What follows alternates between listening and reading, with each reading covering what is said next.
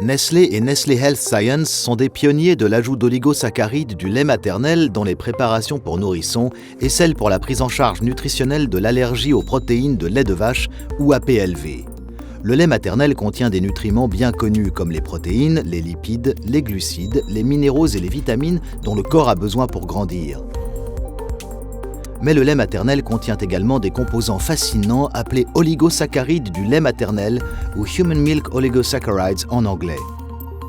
Ils représentent le troisième composant le plus abondant dans le lait maternel, 15% de sa matière sèche. Étonnamment, ils n'ont aucune valeur nutritive. Que sont les oligosaccharides du lait maternel?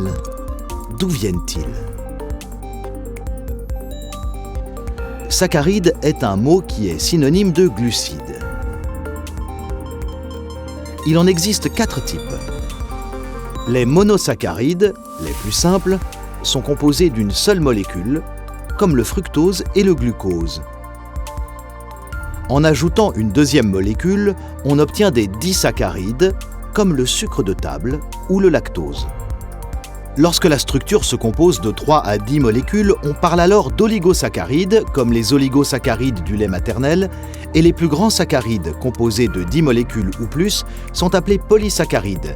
C'est notamment le cas de l'amidon et des fibres alimentaires. Vous pensez peut-être que les oligosaccharides du lait maternel ne sont rien d'autre qu'un type de glucides. En un sens, c'est le cas. Il est intéressant de savoir que la nature a créé des oligosaccharides uniques présents dans le lait maternel. Tous ont une base de lactose, à laquelle peuvent être ajoutés des monosaccharides spécifiques. On obtient ainsi un grand nombre d'oligosaccharides ayant chacun une structure unique et spécifique. À ce jour, plus de 200 composés ont été identifiés, dont 10 sont présents en grande quantité dans le lait maternel humain. On observe des variations importantes dans la structure de ces derniers d'une mère à l'autre. De plus, le contenu en oligosaccharides diminue dans le lait maternel au fil de la lactation. Intéressons-nous à un des principaux oligosaccharides du lait maternel, le 2'-FL. C'est l'oligosaccharide du lait maternel le plus abondant, mais aussi le plus simple, avec seulement 3 monosaccharides. Le LNNT fait lui aussi partie des 10 oligosaccharides du lait maternel les plus abondants. Il est composé de 4 monosaccharides. À eux deux, le 2'-FL et le LNNT représentent 2 grands groupes d'oligosaccharides du lait maternel. Ces 2 groupes représentent plus de 75% des oligosaccharides du lait maternel. Nous avons vu que chaque oligosaccharide du lait maternel a une structure qui lui est propre. Plus étonnant encore, leurs propriétés respectives sont liées à leur structure particulière. On peut ainsi s'attendre à ce que les oligosaccharides du lait maternel aient des propriétés particulières et spécifiques par rapport aux autres types d'oligosaccharides utilisés dans les formules infantiles.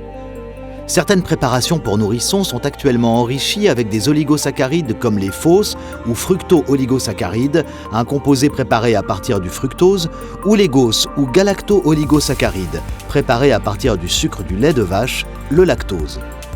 Ni les FOS ni les GOS ne sont des oligosaccharides similaires à ceux retrouvés dans le lait maternel, et ces derniers présentent des bienfaits différents pour la santé du nourrisson.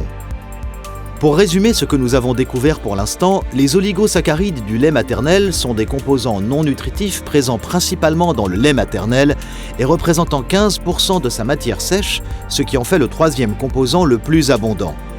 Ce sont des oligosaccharides uniques se caractérisant par une structure et des propriétés particulières, différentes des autres oligosaccharides. Les GOS et les FOS ne sont pas des oligosaccharides provenant du lait maternel. Plus vous en apprendrez sur les oligosaccharides du lait maternel, plus vous comprendrez ce qui les rend si spéciaux et bénéfiques et pourquoi Nestlé et Nestlé Health Science se sont lancés dans cette aventure pour comprendre leurs bienfaits chez les nourrissons.